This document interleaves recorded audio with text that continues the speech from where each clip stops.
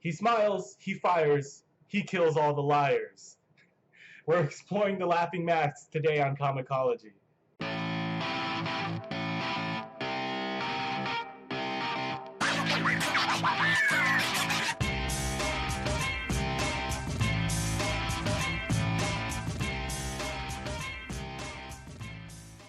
So, continuing our exploration of Golden Age comic book heroes, I've discovered and want to share with you a doozy of a vigilante known as the Laughing Mask. His name is Dennis Burton, and he is a young district attorney from Manhattan who became a frustrated, cynical individual. Uh, he's sort of upset with the criminal justice system, and for that reason alone, he decided to use his law enforcement experience to become a vigilante. And his law enforcement experience happens to be two fairly large 45 caliber pistols. The Laughing Mask, in his initial story, kicks things off with a horrible train wreck. Something that is actually quite common in early comics, but Dennis decides to get involved anyway. He heads down to the train yard and finds that it's being controlled by a racket of gangsters who sabotage trains in order to leverage more control in the shipping industry. Dennis gets captured, which is also pretty common for this age of comics, but he breaks free and changes his attire from daytime district attorney to nighttime vigilante, the Laughing Mask. He then uses his trademark fluorescent glowing mask to terrify the crooks and let them know that they are seriously about to die. Then the Laughing Mask bursts into the room and mows them all down with his twin 45 caliber pistols. Nobody is left alive except for the leader of the gang, who makes his escape. This doesn't work, however, because the Laughing Mask is a swift runner, and in a remarkable show of mercy, he catches the boss and brings him to the police station to stand trial. So, I know what you're thinking, and the answer is yes. Dennis Burton is a vicious, psychotic killer. But he wasn't always that way. In his very next appearance, he would be something entirely different. We're talking about the Purple Mask, the same district attorney, different color mask. This is something that I don't quite understand. I don't think anybody understands. The character is the same. I looked it up, and inside the book itself, it expresses that he is still Dennis Burton, and that he is still a district attorney, but he just takes on a different persona for some reason this time around. And he actually doesn't have his guns anymore either. He doesn't really deal with criminals as violently as he used to. I actually like to think of these people as like two separate identities, like sort of like multiple identities, sort of, right?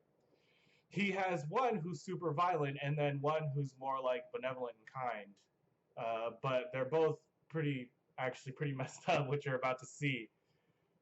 Dennis participates in two adventures as the Purple Mask. In the first one, he races against a gang of criminals in order to uncover a hidden treasure from a late entrepreneur.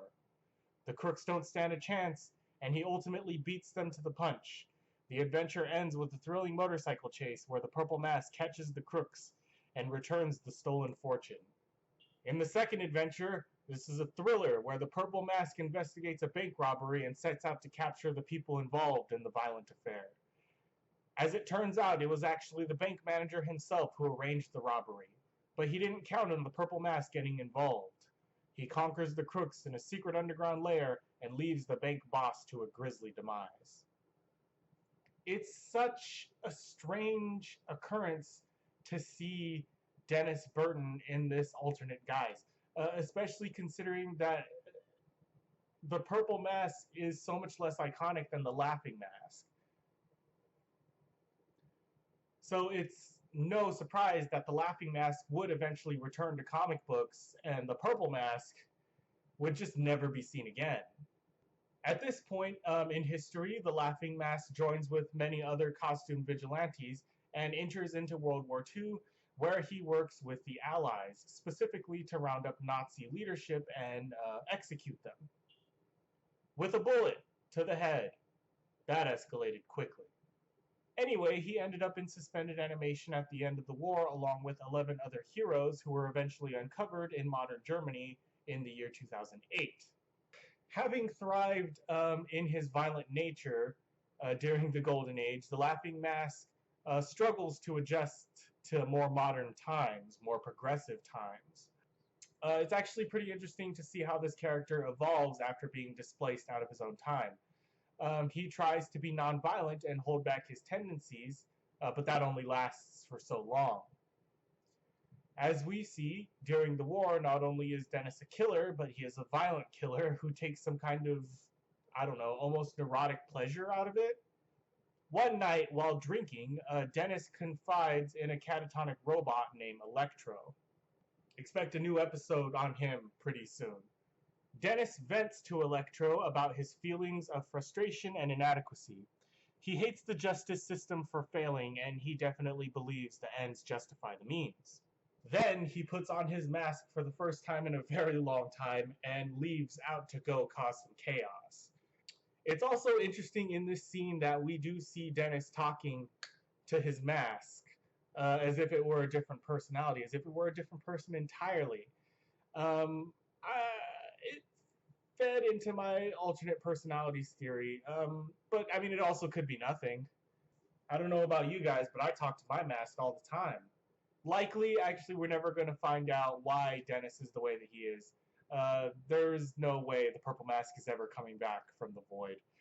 That very same night, while in the city, the Laughing Mask appears and breaks up a liquor store robbery, but he doesn't kill anybody involved.